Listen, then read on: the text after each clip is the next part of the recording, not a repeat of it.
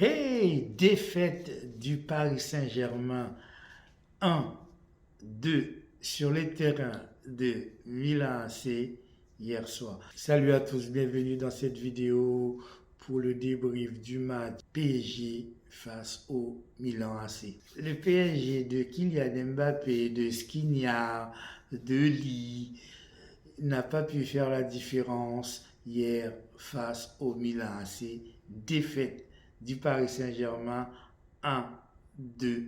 Le match du Paris Saint-Germain a été un match plutôt très agréable. Ils ont pris le jeu à leur compte avec des joueurs comme Kylian Mbappé, comme Dembélé sur le côté droit, en pointe avec Kolo Muani, au milieu de terrain Vitinha, etc. Cette équipe a du monde, cette équipe a de très bons joueurs. Cette équipe, normalement, dans un autre monde, dans un autre pays, dans un autre contexte, PSG a une équipe pour gagner la Ligue des Champions. Skriniar a ouvert le score dès la 9e minute. Paris Saint-Germain était sur de bonnes rampes pour pouvoir bien se positionner, pour être en tête de son groupe. N'oublions pas que Paris Saint-Germain est dans le groupe de la mort avec Milan AC, Newcastle, Dortmund. Donc c'est un groupe très relevé. Et le Paris Saint-Germain va dérouler effectivement, en tout cas en première mi-temps, quelques actions sur la côté gauche avec Kylian Mbappé. Sur le côté droit, très bon match de Dembélé. On voit que Dembélé commence à monter en gamme, que Dembélé commence à prendre ses couronnes en main. Je trouve qu'il a fait un très bon match. Sur son côté droit, il est capable de dribbler et après de centrer vers la gauche. Il est capable de faire des crochets et piquer au centre, enroulé du pied gauche. D'ailleurs, il a fait un très beau tir qui s'est écrasé sur la barre transversale. Effectivement, le Paris Saint-Germain n'était pas du tout ridicule. Le Paris Saint-Germain a fait une très bonne première mi-temps.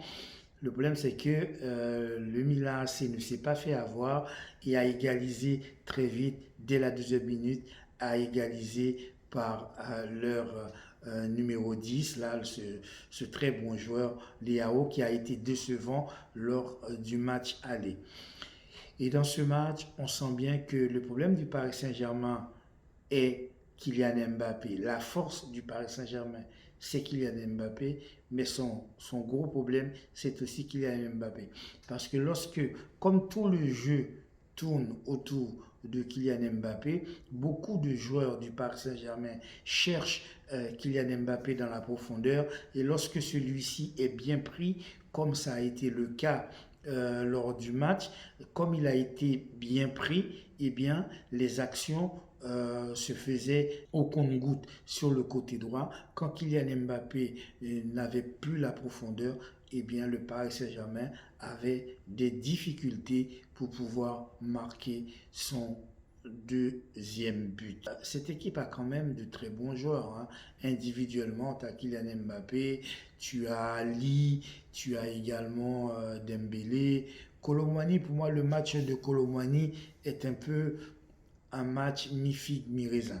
Kolo Muani, pour moi, est un petit peu surcoté parce que ce n'est pas le Kolo Muani qui marquait but sur but dans son ancien club. L'arrivée au Paris Saint-Germain, effectivement, la tête de gondole, c'est Kylian Mbappé, donc ce n'est pas Kolo Muani. Kolo Muani est là justement pour ramasser les miettes. On sait que c'est le problème qui se passait quand il y avait Messi, quand il y avait Neymar. Hein. Lorsque tu as plusieurs stars dans une équipe, effectivement, il faut partager le gâteau. Et là, dans cette équipe, Kolo Muani n'est pas la star de l'équipe. La star de l'équipe, c'est Kylian Mbappé. Et à un certain moment, on voit très bien sur une action, par exemple, où Dembélé donc, a fait une passe et Kolo Muani a essayé de tirer directement. Et Mbappé, à sa tête, on voit qu'il n'était pas très content. Il aurait préféré que Kolo Muani, à la limite, lui passe la balle parce qu'il estime que les balles doivent d'abord transiter par lui. Quand il n'est pas en position à ce moment, on peut essayer de voir les autres.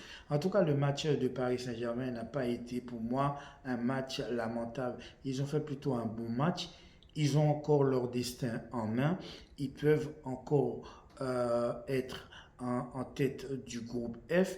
Mais pour cela, il faut absolument battre Newcastle au Parc des Princes. Et ça, ce n'est pas gagné d'avance. Si PSG perd contre Newcastle, les choses vont commencer à être un peu difficiles. Même si PSG fait match nul face à Newcastle, ça va dépendre des autres matchs.